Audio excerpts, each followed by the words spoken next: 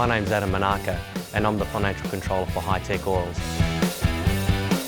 With our national capacity, we can now service Australian companies nationwide. Of late, we have now expanded into the New Zealand market. Here at High Tech Oils, we receive premium base oils and premium additive packs. Together, with our highly trained staff, we manufacture over 500 premium quality products. High Tech Oils is Australian made and Australian owned. It's a smorgasbord of Shannons Nationals action on today's show. We head to Winton Motor Raceway in northern Victoria for round 3, featuring the Australian Prototype Series, the Australian Production Car Series, the Australian GT Trophy and the Porsche GT3 Cup Challenge. This is Speedweek.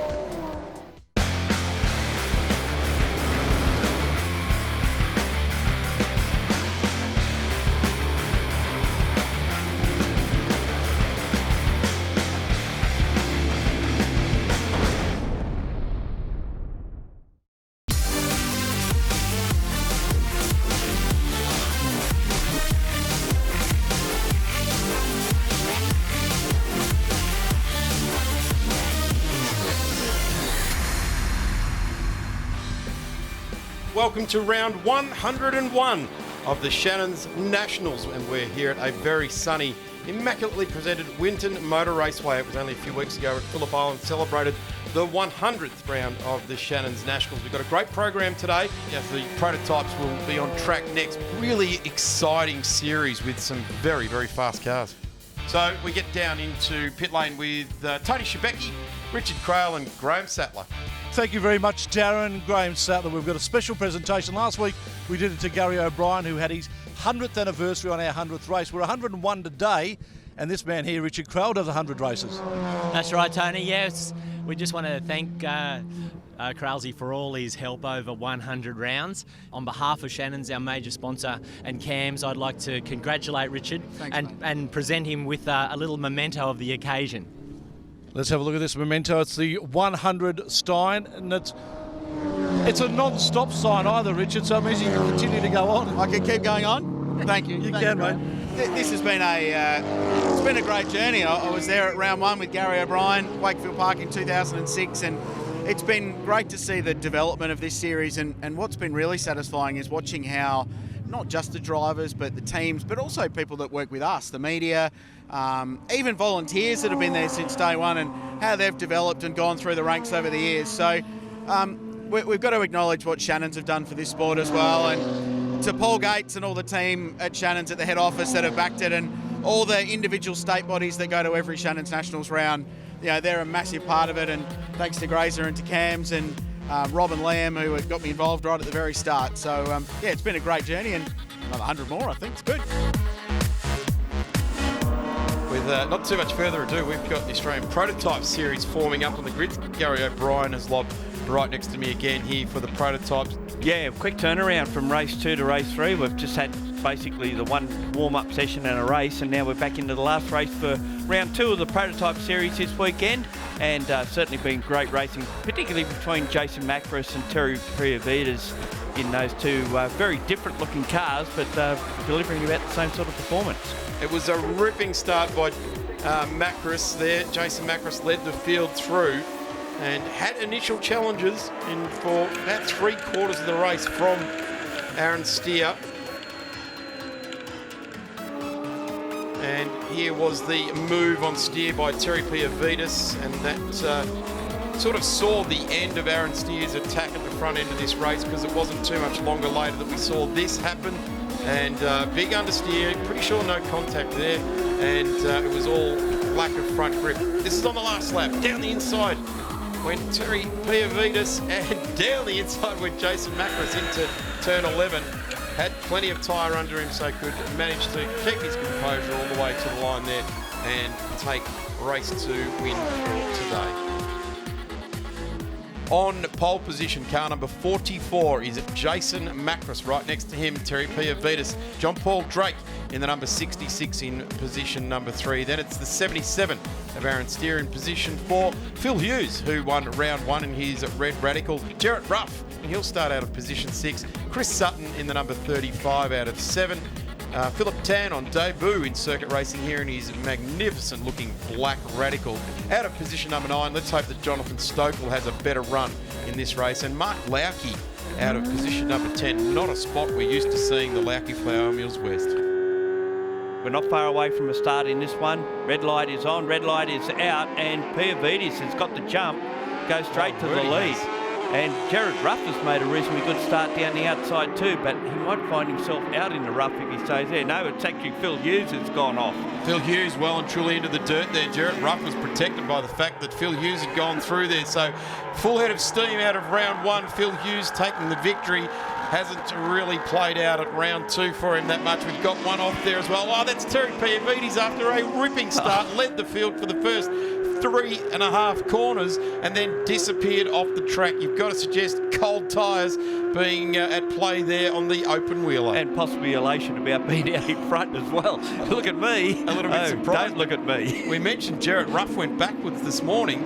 Coming into this race into just about lunchtime now, he has found an absolute head of steam. He's in P3 and he's got 2 of the fastest Wests in the country in front of him and one of the fastest Wests right jammed up behind him as our early race leader there. And Terry Piavidis finds himself down in position 6. At least he salvaged something out of it as Chris Sutton leads the Radicals with Phil Hughes off the circuit for a brief period of time down to turn 1.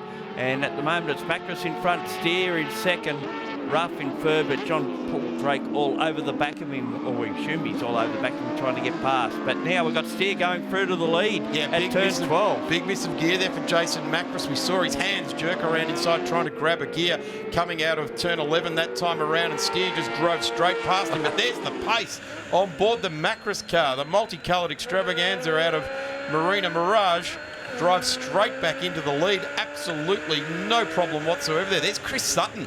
He's right up with this lead bunch as well as Aaron Steer looks to go to the inside of the 77 of Macris. We're looking at 2 generations of West actually. The one in front, possibly the latest one we're likely to see this weekend, and the white car behind the earliest, the oldest West that we see running in this series. But as you can see, there's not a lot of difference in their performance levels. When driven well, like we're seeing Aaron Steer here, but look at Sutton in the number 35 Radical. He's found some paces. Terry Piavidis understeering big time round turn 7 there, just off the back of shot. But our race leaders now all seem to be lining up behind Macris. He had the speed and the poise to be able to get through on Aaron Steer in a straight line. Here we go, off the start line. There's Phil Hughes, unfortunately not making the turn in to turn 1 there. So he went off at turn 1 there, got all of our attention. They got down to turn 3. Terry Piavidis, our race leader, understeered off with cold tyres there. So he rejoined in 6th position, and that's actually where he still sits. He's in Sutton. Here's the replay coming out of turn 11 where we saw Macris get gazumped by Steer, and ultimately Macris got back through a couple of 100 metres later. He did too. This is getting to be a very tight run up the front. There's 6 cars that are now in contention because Terry Piavidis and Phil Hughes are both on the back of this group, which is currently led by Macris. Aaron Steer is certainly not out of it, and more than wanting to get involved in it. Phil Hughes has done the fastest lap of the race the last time around as well, so the Radical's working well. All the work on the engine and gearbox that he's had done between round 1 and round 2, because in round 1 he won the race but he had no third gear and he was about 15 kilowatts down on horsepower. Not that it mattered in the boat race that it really ended up being, as Piavidis goes to the dirt again and he'll fall into the clutches of Phil Hughes. No, he doesn't.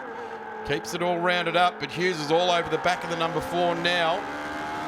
Goes to look to the inside and doesn't get through, and it's on at the front as well. It's on all over the place at the moment because there's a good battle going on for 3rd and 4th as well, just immediately behind these guys. So this is bottling up to be quite an impressive finish, I think, between these 6 cars. Any of them can win it, as Sutton there looks to get past what looks to be Ruff. Sutton's got John Paul Drake in front of him at the moment. Well, the two of them he's trying to get past there. And still, Aaron Steer looks away. Now he tries to go down the inside towards turn number 10. He won't do it there. And then 11 looks like his best prospect at the moment, doesn't it? I tell you what, Jason Macris is weathering the pressure of Aaron Steer at the moment. Aaron Steer is going left and right and it's just a straight line race between these two at the moment. And at the moment, it's Macris that's got that advantage. Even though Aaron Steer has got the hole in the air that he can try and slipstream in, it really is just the drive out of the corner on exit and mainly out of turn 12 where he can drive away. We just see that gap open right up. This is where Aaron Steer will come back in his own, and by the time they get round to the sweeper, he's all over the back again. Oh, big double dip at the steering there for the number 77. Not inspiring confidence at all. That would be horrible. As you're exiting the corner, you think you've got the grip, and then everything just disappears out from underneath your hands. Yeah, you can see that Piavides has slowed up in defending his position, so he's actually dropped off a little bit just as we speak. But certainly Macris under enormous pressure. Oh, and again, Steer gets oversteer this time. At least he's had some oversteer that time. That's just a little adjustment at the wheel there, and you can sort of live with that. It's the understeer that he's experiencing that really does. It takes your breath away when it just snaps out from underneath you, the wheels. But oversteer, not so bad. Let's have a look at that again. This is a big run out of the sweeper. Oversteer, hands up, corrects it, stays into it. Did not lift the throttle until right in the end there. We had to get on the brake and drives away from it. Aaron Steer is absolutely ragging this West at the moment. What's left of the tyre underneath him? We know he's got a used set or a borrowed set from someone else. I think he went out the back to see what was out by the dam out the back and just grabbed a couple of those. Stuck up behind the Kumo truck, yeah. But he's here, he's in it, and the main thing is that he's dragging points in the series away. He's definitely on the podium, but that could disappear into smoke with too many more mistakes from the white number 77, because Jarrett Ruff's there, and not only is Jarrett Ruff, he brings John Paul Drake and Chris Sutton as well, and ranging in the background is the Terry Piavides, who's already had 2 offs, and he's coming under massive pressure from Phil Hughes in the number 42. This is out in front again. What have we got from Aaron Steer? Take a big breath, Aaron. Let's see what you've got.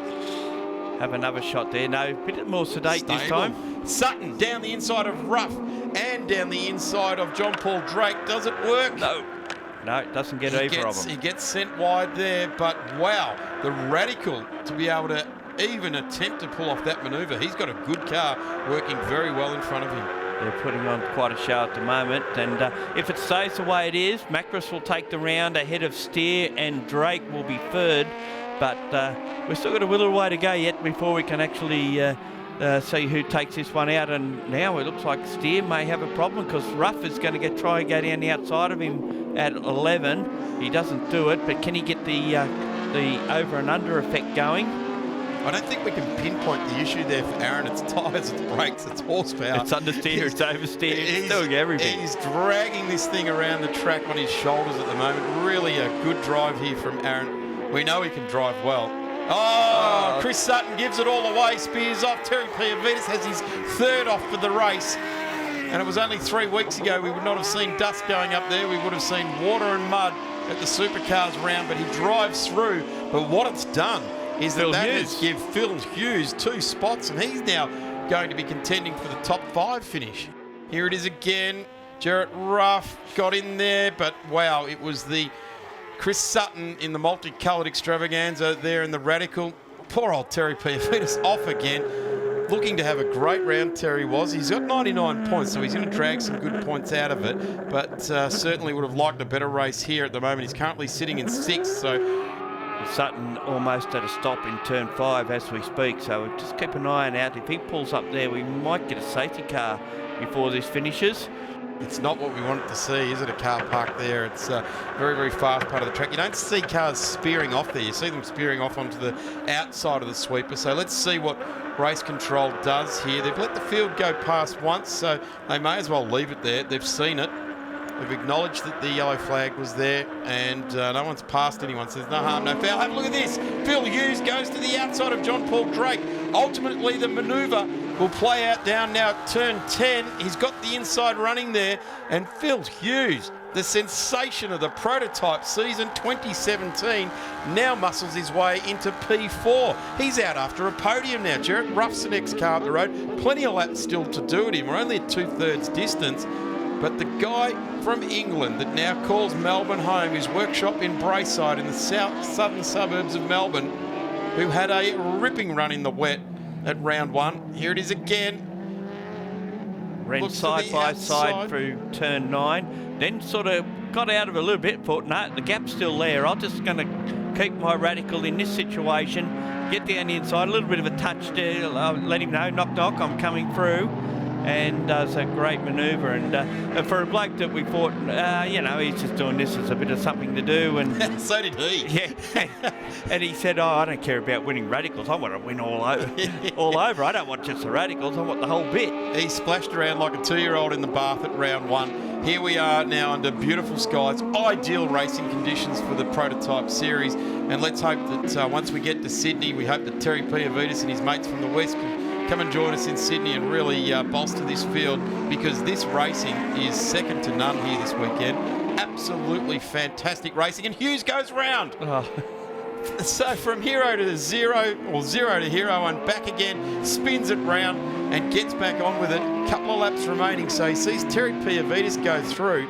92 points for Phil Hughes if he finishes where he is. 100 for Terry Piavitas. Macris is on 115. Aaron Steer on 102. Jarrett Ruff on 93. So Phil and Terry, although they've had a fraught race, they've both been up and down the leaderboard.